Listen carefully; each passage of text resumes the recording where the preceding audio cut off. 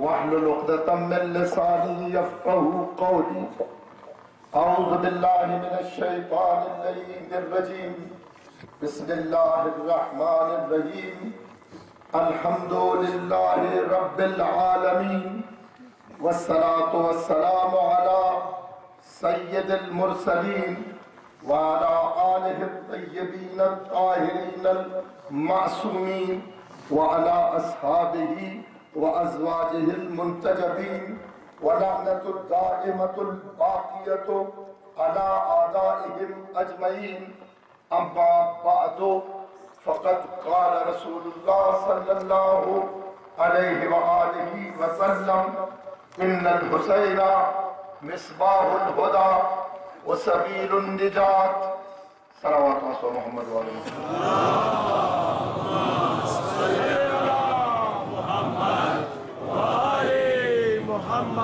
عزاداران سید الشہداء عاشقان محمد وآل محمد علیہ السلام،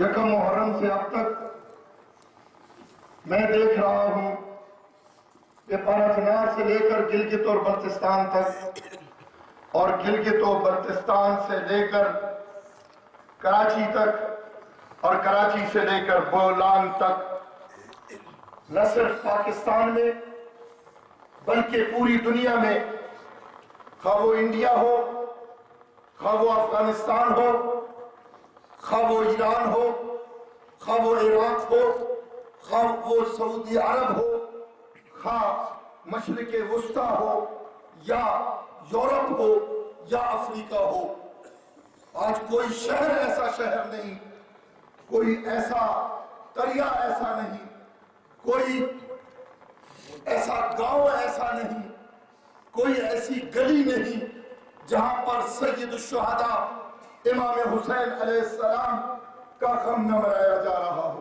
بے شک. یہ کون ہے حسین؟ اس نے کون سا ایسا کارنامہ انجام دیا جس کی وجہ سے، جس کی شہادت کو یاد منانے کے لیے پوری دنیا کے مسلمان تو کیا غیر مسلم بھی آج سڑکوں پر آئے ہوئے ہیں اور اپنے اپنے انداز میں سید الشہداء کو خراج عقیدت پیش کر رہے ہیں. بے شک. میں پوچھنا چاہتا ہوں یہ کون حسین ہے؟ یہ میرے سامنے جتنے لوگ بیٹھے ہیں، ہم مسلمانان عالم، ہم سب کا عقیدہ یہ ہے کہ اللہ ایک ہے. ہم سب 1,24,000 انبیاء پر ایمان رکھتے ہیں. ہم سب 4 آسمانی کتابوں پر ایمان رکھتے ہیں. ہمارا ایمان ہے کہ قرآن مجید بائے بسم اللہ سے شروع ہوا اور والناس کی سین پر ختم ہوا. قرآن مجید جو 30 سپاروں پر مشتمل، قرآن مجید جو 114 سوروں پر مشتمل، قرآن مجید جو 6,666 آیات رکھنے والا ہے، نہ اس میں کوئی کمی ہوئی ہے نہ اس میں کوئی زیادتی ہوئی ہے. اس ملک میں بسنے والا خواہ وہ شیعہ ہو یا سنی ہو یا وہ وہابی ہو یا بریلوی ہو یا دیوبندی ہو یا اہل حدیث ہو، خدا کی قسم سب کے سب ان چیزوں پر بھی ایمان رکھتے ہیں اور یہ بھی ایمان رکھتے ہیں کہ ہمارا آخری نبی محمد مصطفیٰ ہے.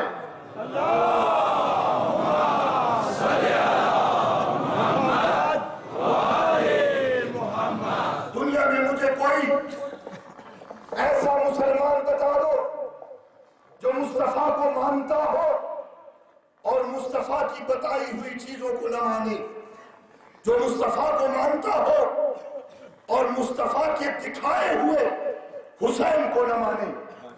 مسجد نبوی ہے، منبر پر تشریف فرما ہے، آپ خطبہ دے رہے ہیں، قرآن پڑھ رہے ہیں، حدیث بیان کر رہے ہیں، تبلیغ کر رہے ہیں، صحابہ اکرام کا مجمع ہے. ایک بچہ آتا ہے، اس کا پاؤں صف میں الجھ جاتا ہے. پیغمبر اکرم نے تاریخ جو پڑھ رہا ہوں بڑی ذمہ داری سے عرض کر رہا ہوں، میں وہ بات نہیں کروں گا جو صرف شیعہ نے حیدر کرار کے پاس معتبر ہو۔ تمام اہل اسلام نے لکھا کہ پیغمبر نے منبر چھوڑا، توجہ نہیں ہے، پیغمبر نے منبر چھوڑا، پیغمبر نے قرآن پڑھنا چھوڑا، پیغمبر نے حدیث بیان کرنی چھوڑی، پیغمبر نے تبلیغ کرنا چھوڑی، خود تیزی سے آگے بڑھے، بچے کو اٹھایا، گود میں بٹھایا، گود میں بٹھا کر ایک دفعہ صحابہ کرام کو دیکھ کر یہ کہتے ہیں کہ ہم تعریفو ہو، کیا تم اسے جانتے ہو؟ تو سب نے کہا ہوگا ہاں آقا، یہ تو آپ کا فرزند، آپ کا دلبند، علی کا لخت جگر، فاطمہ کا لخت جگر، یہ حسین ہی تو ہے۔ کہا نہیں، ھذا حسین، یہ حسین ہے، فاعرفوہ، اس کو اچھی طرح پہچان لو، ان الحسین مصباح الہدی وسبیل النجات یا سفینۃ النجات، حسین ہی ہدایت کا چراغ ہے، حسین ہی سبیل نجات ہے، حسین ہی سفینہ اور کشتی نجات ہے۔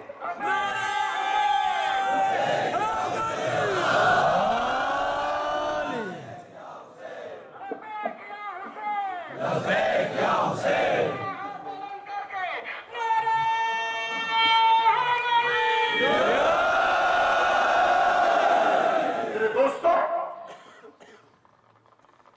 پیغمبر جسے منوائے، ہماری کیا مجال ہے کہ ہم اسے نہ مانیں؟ پیغمبر نے اس بچے کو کبھی اپنے کندھوں پر سوار کیا، کبھی اپنی پشت پر سوار کیا، کبھی اپنے سینے پر سوار کیا، کبھی اس کی لبوں کا بوسہ دے رہے ہیں۔ پہچانو حسین کو کہ حسین کون ہے۔ آج میں سجدے میں ہوں، پیغمبر سجدے میں پڑے ہیں، سبحان ربی الاعلی و بحمدہ کا ورد کر رہے ہیں۔ یہ چھوٹا بچہ یہ اپنے گھر سے نکلا اور مسجد میں آیا، مسجد میں آ کر یہ اس میں پیغمبر کے پشت پر سوار ہو گیا۔ ادھر سے پشت پہ سوار ہونا تھا کہ خلا کے دو عالم نے جبرائیل کو حکم دیا کہ جبرائیل تب اس کے کہ میرا نبی سجدے سے سر اٹھائے، جا کر اسے کہہ دو کہ جب تک حسین خود نہیں اترتا اس وقت تک سجدے کو طول دے دو۔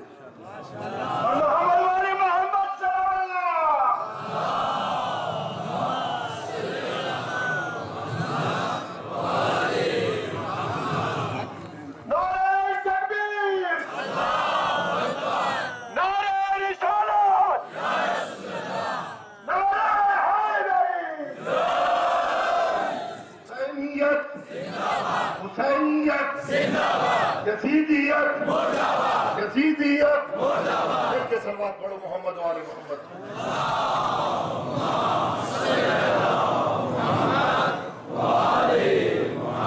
حسین کون ہے اسے پہچانے۔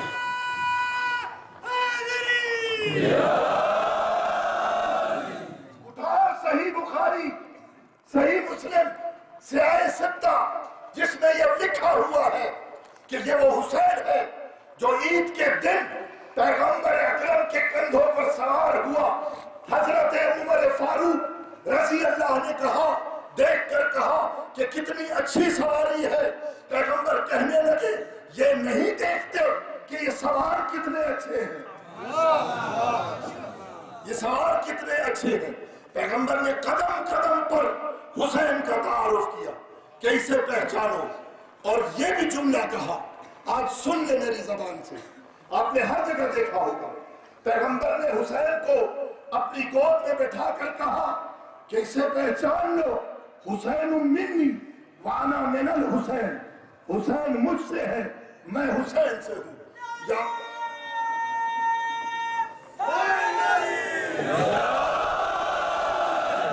یا رسول اللہ، حسین آپ سے ہے، یہ بات سمجھ آتی ہے، وہ جو ہے نا آپ حضرات سے جہاں تک میری آواز پہنچ رہی ہے نوٹ کر لے، یہ متفقہ حدیث ہے تمام عالم اسلام کی، حسین منی وانا من الحسین، حسین مجھ سے ہے اور میں حسین سے ہوں. یا رسول اللہ، یہ سمجھ آتا ہے کہ حسین آپ سے ہے کیونکہ حسین آپ کی بیٹی کے بیٹے ہیں، اس لیے یہ کہنا صحیح. لیکن ہمیں یہ سمجھ نہیں آیا کہ حسین، آپ فرماتے ہیں میں حسین سے ہوں، آپ نانا ہیں، یہ آپ کا نواسا ہے. نانا نواسے سے نہیں ہوتا.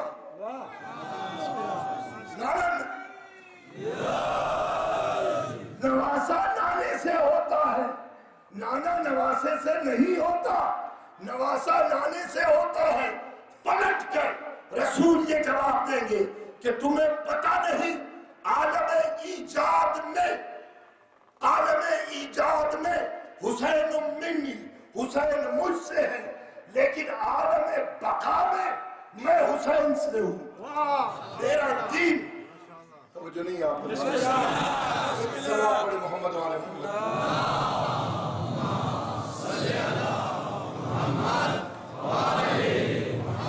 گھبرا تو نہیں گئے؟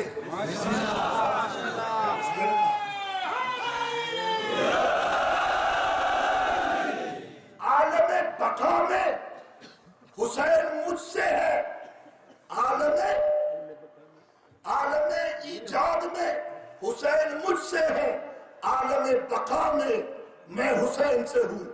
اگر حسین نہ ہوا میرا دین نہیں رہے گا، اگر حسین نہ ہوا میری نماز نہیں رہے گی، حسین نہ ہوا میرا روزہ نہیں رہے گا، حسین نہ رہا میرا حج نہیں رہے گا. اگر میں اور میرا دین باقی ہے تو وہ صرف اور صرف اس وجہ سے باقی رہے گا کہ حسین کربلا کے میدان میں قربانی دے گا. بر محمد والے محمد صلوات.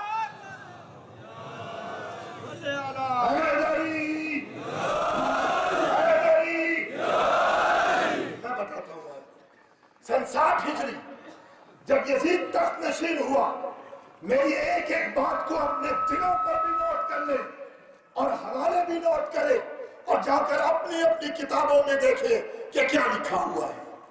سن 60 ہجری میں خلفائے راشدین کے بعد جب یزید تخت نشین ہوتا ہے تو اس نے سب سے پہلے ولید کو خط لکھا کہ حسین سے بیعت لو. حسین کو دربار میں بلایا گیا. حسین، یزید تخت نشین ہوا ہے، وہ تم سے بیعت چاہتا ہے. ایک دفعہ حسین نے ولید کو دیکھا، ایک دفعہ مروان کو دیکھا جو وہاں پر بیٹھا. ایک دفعہ دیکھ کر کہنے لگے حسین کہ تو جانتا ہے کہ میں کون ہوں؟ اگر آپ لوگ خاموش رہے تو میں نہیں پڑھ سکوں گا. تو جانتا ہے، تو جانتا ہے کہ میں کون ہوں اور تو جانتا ہے کہ یزید کیسا ہے. تو جو ہے نا اب جو جملہ حسین نے فرمایا ہے یہ پوری تاریخ میں آپ دیکھ لیں تو سنہری حروف کے ساتھ لکھا جانے والا ہے. حسین فرماتے ہیں اِنَّا أَهْلُ بَيْتِ النَّبُوَّةِ وَمَعْدِنُ الرِّسَالَةِ وَمُخْتَلَفُ الْمَلَائِكَةِ بِنَا فَتَحَ اللَّهُ وَبِنَا يَخْتِمُ. حسین فرماتے ہیں تو مجھے پہچان کہ میں کون ہوں.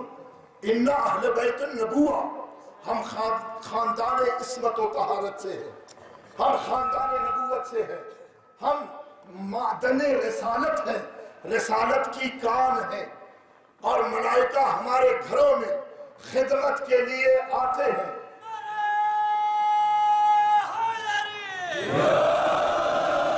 بنا فتح اللہ وبنا یختم. کائنات کی ابتدا بھی ہم سے ہوئی ہے، کائنات کی انتہا بھی ہم سے ہوگی. جملہ کوئی معمولی نہیں ہے، جملہ کوئی معمولی نہیں ہے.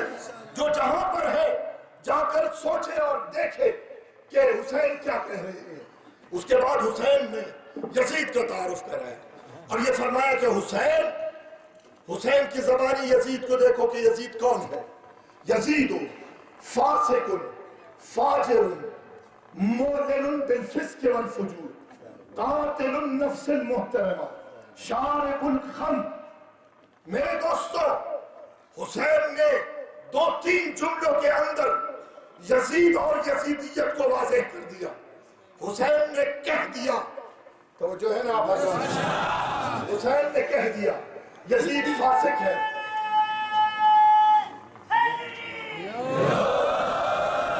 یزید فاسق ہے، یزید فاجر ہے، یزید فسق و فجور علن اعلان کرتا ہے، وہ شرابی ہے، وہ زانی ہے، وہ بڑے بڑے صحابہ اکرام کا قاتل ہے. تاریخ کربلا کو اٹھا کر دیکھ لو، شہداء کربلا کو اٹھا کر دیکھ لو، جن 5 صحابہ اکرام نے رسول اکرم کے پاؤں کی خاک کو اپنی آنکھوں کا سرما بنایا تھا، کربلا کے میدان میں یزیدیوں کے ہاتھ شہید ہوئے. یزید کو مثلی لا یبایع مسلم، میرے جیسا یزید جیسے کی بیعت نہیں کر سکتا.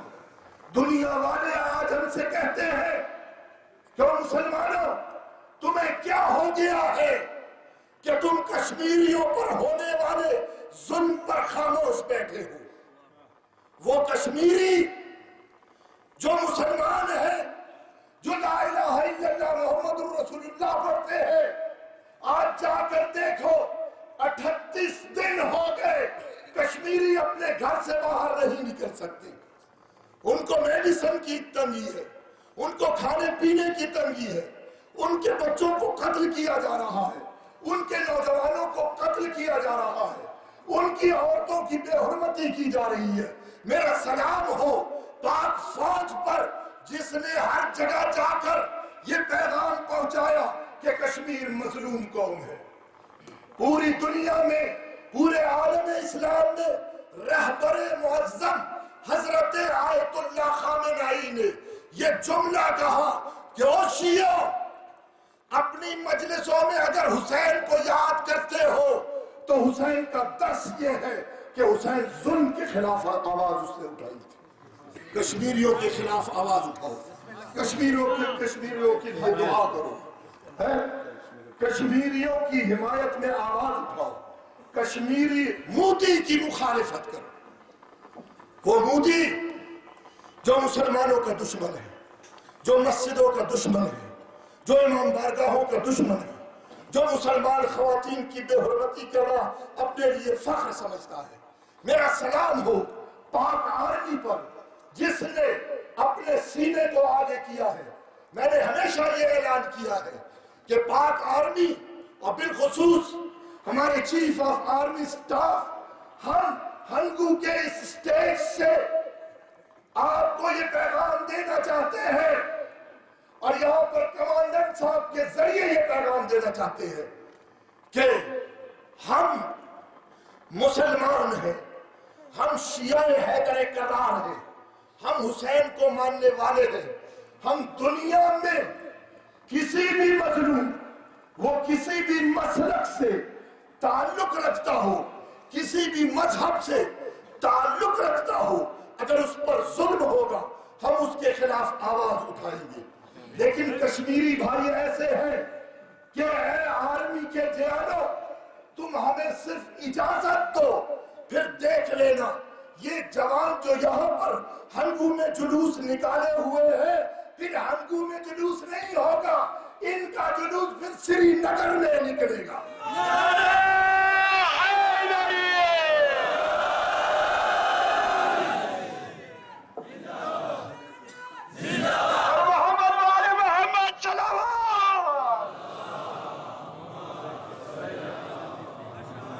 نعرہ تکبیر.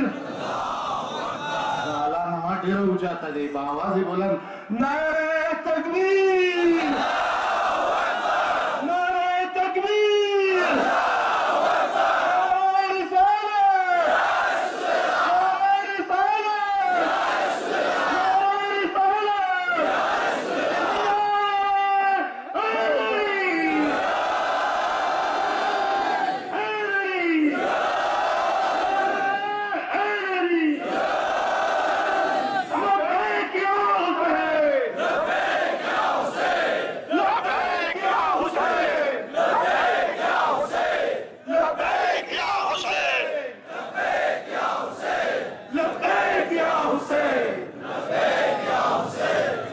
نہیں ہے میرے دوستو، ورنہ میں بتاتا کہ ہمارے جذبات کشمیری بھائیوں کے لیے اور ہماری فورسز کے لیے کیا ہے۔ میں شکر گزار ہوں اپنی فورسز کا، خواہ وہ آرمی والے ہوں، خواہ وہ فرنٹیئر کور ہو، فرنٹیئر کانسٹیبلری ہو، ہماری بہترین پولیس ہو یا بہترین سول انتظامیہ ہو، جنہوں نے اس پورے جلوس کا اہتمام کیا، ان کو سیکیورٹی فراہم کی۔ لیکن یاد رکھو کہ سید الشہداء کا یہ پیغام ہم چھوڑنے والے نہیں ہیں۔ توجہ ہے آپ حضرات، ہم چھوڑنے والے نہیں ہیں، ہم نے ثابت کر دیا ہے۔ یہی وہ جگہ ہے جہاں پر ہم نے لاشوں کی ٹکڑے اٹھائے، جہاں پہ ہم نے ٹکڑے ٹکڑے بدن اٹھائے، لیکن ہم نے پاکستان کے خلاف بات نہیں کی، ہم نے آرمی اور پولیس کے خلاف بات نہیں کی، ہم نے انتظامیہ کے خلاف بات نہیں کی، ہم نے ہمیشہ دہشت گردی کو سرکوب کیا ہے اور آئندہ بھی دہشت گردی کو سرکوب کرتے رہیں گے۔ یہ درس ہم نے حسین سے لیا۔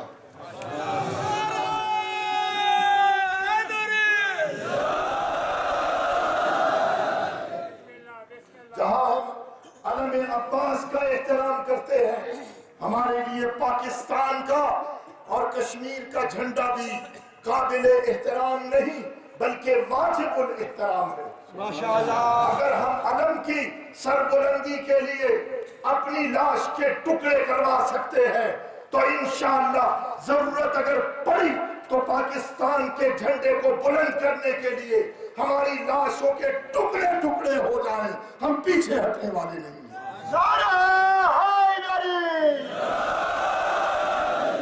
بس دوستو، پیغمبر نے یہی کہا تھا کہ اس کو پہچانو، یہ میرا بیٹا حسین ہے جو مجھے زندہ رکھے گا۔ یزید نے کیا کیا؟ تخت نشین ہوا میرے دوستو۔ شیعہ سنی سب کتابیں متفقہ طور پر یہ لکھتی ہیں کہ یزید نے آ کر دین محمد کو مسخ کرنا شروع کر دیا، دین محمد کا مذاق اڑانا شروع کیا۔ یزید نے تخت پر شراب نوشی کی، یزید نے منبر پر کتے اور بندر نچوائے، یزید نے خواتین کی بے حرمتی کی، یزید نے 3 دفعہ مدینہ المنورہ پر حملہ کیا، یزید نے مسجد نبوی سے استبل بنایا گھوڑوں کا، یزید نے خانہ کعبہ پر 3 دفعہ حملہ کیا اور خانہ کعبہ پر آگ کے گولے برسائے۔ یزید کا کون سا ایسا ظلم ہے جس پر ہم شیعان حیدر کرار، مسلمانان عالم خاموش رہ سکتے ہیں؟ یزید کے ظلم پر خاموش نہیں رہا جا سکتا۔ یزید نے فرزند رسول کو مجبور کیا کہ وہ 28 رجب کو مکے سے ہجرت کرے، مدینہ آ جائے، مدینے سے ہجرت کرے، مکہ آ جائے، اور پھر مکے میں حج کا احرام باندھے ہوئے تھے کہ اپنے گماشتے اور دہشت گرد جنہوں نے تلواریں اپنے احرام کے نیچے چھپائی ہوئی تھی اور حسین کے ساتھیوں کو قتل کرنا چاہتے تھے، ان کو یہ پرواہ نہیں تھی کہ مسجد الحرام ہے، ان کو یہ پرواہ نہیں تھی کہ یہ خانہ کعبہ ہے، ان کو یہ پرواہ نہیں تھی کہ یہ چاہ زمزم ہے، ان کو یہ پرواہ نہیں تھی کہ یہ صفا اور مروہ ہے۔ وہ یزید کے حکم کو ماننے کے لیے آئے مکہ میں اور چاہتے یہ تھے کہ حسین کو قتل کرے۔ حسین نے وہاں سے کوچ کیا، اپنے حج کے احرام کو عمرے میں بدلا اور 8 ذی الحجہ کو وہاں سے نکلے۔ بس میرے دوستو، آپ کی مشکلات کو ختم کرنا چاہتا ہوں۔ حسین 2 محرم کو کربلا پہنچے، 7 محرم کو حسین کے چھوٹے چھوٹے بچوں پر پانی بند کر دیا گیا۔ اب 2 سال کا، 4 سال کا، 6 سال کا بچہ ہو یا 6 مہینے کا جھولے میں بچہ ہو، تو اگر اسے پانی نہ ملے تو اس کی کیا حالت ہوگی؟ تاریخ میں یہ جملے ملتے ہیں میرے دوستوں، تاریخ میں یہ جملے ملتے ہیں کہ حسین کے چھوٹے چھوٹے بچے جو خیموں میں تھے، شب عاشورہ، ان کی یہ حالت تھی کہ جن کے پیاس کی شدت کی وجہ سے جن کے منہ کھلے ہوئے تھے وہ کھلے رہ گئے، اور جن کے منہ بند تھے وہ بند رہ گئے. کھلے ہوئے منہ کوئی بچہ بند نہیں کر سکتا تھا, بند منہ کو کھول نہیں سکتا تھا. پیاس نے ان کے گلے میں کانٹے لگائے ہوئے تھے. آخر 9 محرم کی تاریخ آئی, کربلا میں ہر طرف سے فوجیں آ گئی. تاریخ لکھتی ہے کہ 30,000 سے لے کر 90,000 تک کا مجمع وہ آیا اور اس نے یہ اعلان کیا کہ حسین نکلو. جب کہا نا کہ حسین جنگ کے لیے نکلو, تو دیکھو حسین کس طرح تعارف کراتے ہیں. حسین نے عباس سے کہا, عباس جاؤ ان سے کہو کہ آج ہم جنگ کرنا نہیں چاہتے, آج ہم جنگ کرنا نہیں چاہتے, آج ہم چاہتے ہیں کہ اللہ سے راز و نیاز کریں, آج ہم چاہتے ہیں کہ اللہ کی عبادت کریں, ہمیں 1 رات کی مہلت دی جائے. صبح ہوئی, علی اکبر نے آذان دی, اب ایک ایک کر کے قربانیاں دیتے گئے. میں آخری جملہ عرض کر رہا ہوں, مسائل یہاں پر نہیں پڑھوں گا, اگر موقع ملا تو پھر کسی اور مقام پر مسائل پڑھوں گا. عزاداروں میں دنیا والوں کو بتانا چاہتا ہوں کہ آخر میں 6 مہینے کا بچہ جس کا نام اصغر تھا, حسین کا چھوٹا بیٹا ہے, وہ حسین نے اپنے ہاتھوں پر اٹھایا اور لشکر کی طرف لے گئے. لشکر سے کہا کہ وہ لشکر والوں اور یزیدیوں, اگر تمہارا مجرم ہوں تو میں حسین مجرم ہوں. یہ 6 مہینے کا بچہ تو مجرم نہیں ہے. تاریخ یہ کہتی ہے کہ عمر سعد نے ایک دفعہ حرملہ سے کہا, اقطع کلام الحسین, حسین کے کلام کو قطع کر دو, حسین کی بات کو کاٹ دو. اس نے تیر اٹھایا, اس تیر سے شعبہ تیر سے نشانہ لیا. فَذُوبِهَا مِنَ الْأُذُنِ إِلَى الْأُذُنِ, تیر بڑا تھا, علی اصغر کا گلا چھوٹا تھا. تیر بڑا تھا, علی اصغر کا حکم چھوٹا تھا. اس لیے یہ نہیں کسی نے لکھا کہ تیر لگا علی اصغر کے گلے پر, یہ لکھا کہ علی اصغر کو ایک کان سے دوسرے کان تک جمع کر دیا گیا. حسین خیمے کے دروازے پر آئے, بیبیوں اب مجھے اجازت دے دو, میں جانا چاہتا ہوں. ہم ناصر ینصرنا کی صدا بلند کی, آسمان و زمین میں ایک زلزلہ آ گیا. حسین کربلا میں مقتل کی طرف جا رہے ہیں, لیکن 72 لاشیں اٹھانے کے بعد حسین کے بازوؤں میں کوئی لرزہ نہیں تھا, حسین کے پاؤں میں لرزہ نہیں تھا. تلوار نکالی اور تلوار نکال کر جو ہی اونچی کی, وہ یزیدی جو 90,000 یا کم و بیش کی تعداد میں تھے, ایک دفعہ بھاگے اور بھاگ کر انہوں نے کوفے میں ذوالکفل میں پناہ لی. ایک آواز آئی, یا ایتھا النفس المطمئنہ ارجعی الی ربک راضیۃ مرضیہ, اے نفس مطمئنہ بس واپس آ جاؤ. حسین نے تلوار نیام میں رکھی. زلجلہ مجھے لے چل. کہاں لے چلوں آقا؟ مجھے وہاں لے چل جہاں پر میری ماں زہرا میرا انتظار کر رہی ہے. ظالم آیا, اسے ضربیں لگائی اور حسین کو شہید کر دیا. نعرہ حسین, یا حسین.